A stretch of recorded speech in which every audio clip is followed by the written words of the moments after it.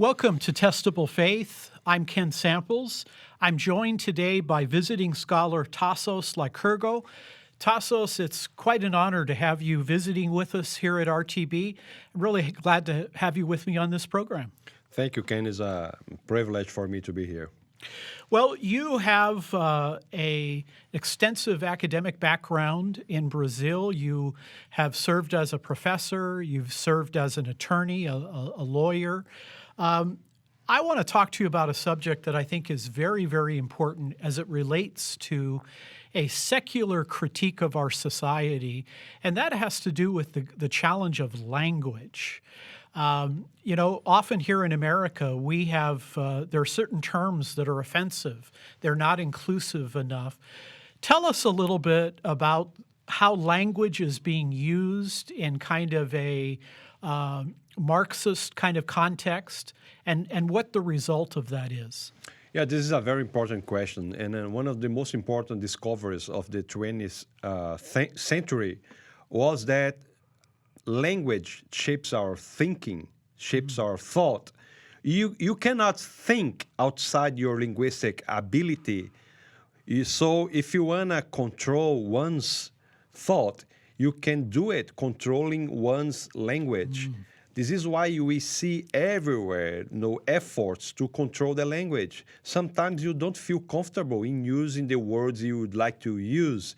If you give someone your linguistic autonomy, you are giving the autonomy of your thought. So if you give into someone the possibility of him to control the way you think, I mean, you can't give that to anyone, even to the government, and you can't do that. Yeah. You have to be an individual, a free thinker. So be very aware of the importance of your linguistic ability. You have to feel very comfortable in choosing your own words. So this idea that language can be offensive is something that you have to consider. Is it really? I mean, if you call someone, little things, I'm not saying that you should do that, but if you do that, is it really that offensive? Yeah. This is what's happening. I mean, it is all pointing to the idea that we want to control your language, and therefore we're going to control your thinking.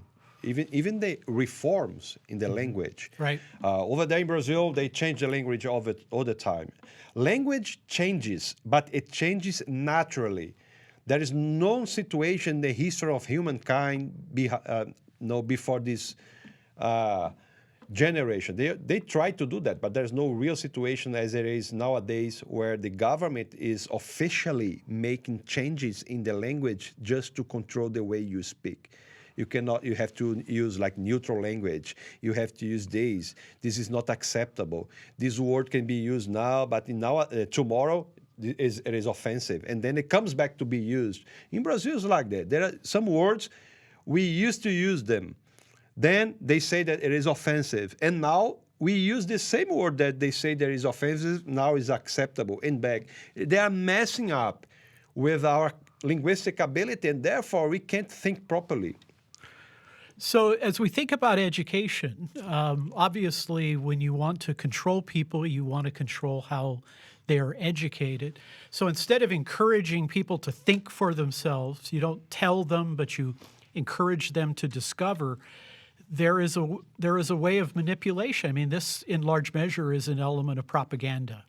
Exactly. The individuality is being destroyed, absolutely destroyed. I mean, people are encouraged to identify themselves as an element of a collective group instead of identifying themselves as individuals. Yeah. Like say, they say, I am a woman before an individual. I am an Indian before an individual. I am something before an individual. I am black before an individual. I am white before an individual. No, you are an individual. The color for skin, your sex, I don't say gender, your sex, male or female, or anything that you are, is attributes that you have, but you are a free thinker. You are individual. Your thought cannot be controlled by external characteristics as the government wants you to think. Now, one way of kind of thinking about this is that classical Christianity has looked at the world through the prism of truth, goodness, and beauty. I think today in the Western world, it's not truth, goodness, and beauty. The prism is race, gender, and class. Do you think that that's fair? I think it is, and you can say also the same thing. The art production in nowadays is the opposite of truth, goodness, and beauty. It's the opposite. The art in nowadays is evil, is bad, and it is false. So we are now exposing our kids, the children, to cultural production, artistic production that are the opposite of how they should be. So we have to be very, very concerned about this. The thing that you said, everything is sexual oriented or racial oriented. These are ways that they use to control people, putting them in these categories. I mean, if someone behaves as a homosexual, they say is determinant for the way he thinks. Is determines the agenda he has. Right. It's not like that. I mean, you are free. A homosexual can disagree with another homosexual as he can disagree with a heterosexual. Yeah.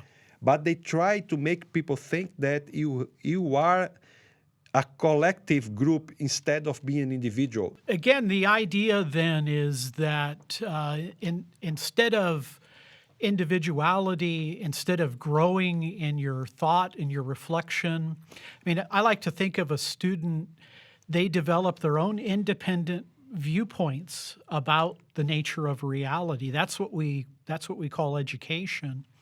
But here the idea is that people think in categories. All homosexual people think alike, or they think according to the standard of LGBTQ, for example, or there is one woman perspective, or this is how blacks think, rather than the idea that all people are made in the image of God. They can think, they can reason, they can discover truth.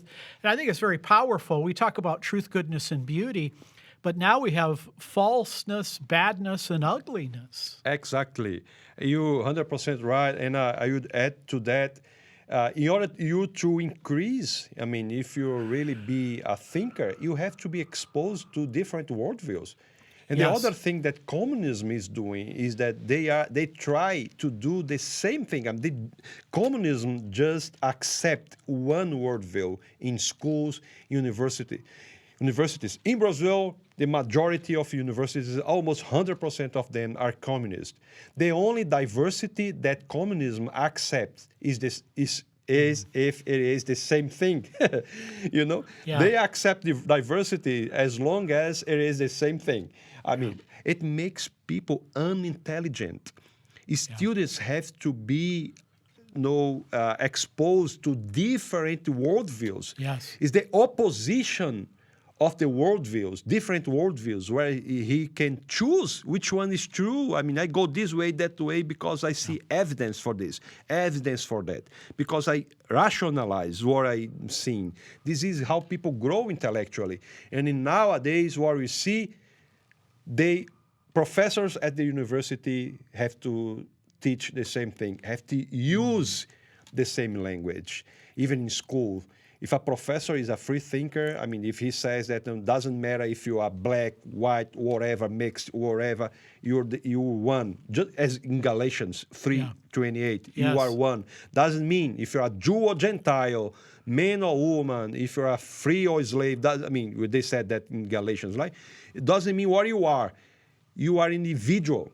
Doesn't matter what you are individual. So let's grow up intellectually. There you have different worldviews, position yourself, study a lot. No, this is what has to be done. So careful thinking, critical thinking, what we often have called in the past a classical liberal education, where you're exposed to differing viewpoints, pros and cons. You consider the best argument on the other side. I'm 100% sure about that. Let's get back to the trivium and quadrivium. Yes. Let's yes. get back to the classic education. This is where we had like very intelligent people. Yeah. People that really created different ways of seeing things. This is the beauty Yes. of thinking, is that you're free. Right. Freedom is something very, very important. Some people say that liberty, freedom, is even more important than life. You can't have life fully if you're not free. Very good. Well, as the Apostle Paul said, test all things and hold on to the good. If you want to learn more about Tassos Lycurgo, you can go on reasons.org. You'll find articles. And Tassos, it's a pleasure to have you as a visiting scholar, and I'm really glad to have you on this program. The pleasure is all mine. Thank you. Thank you.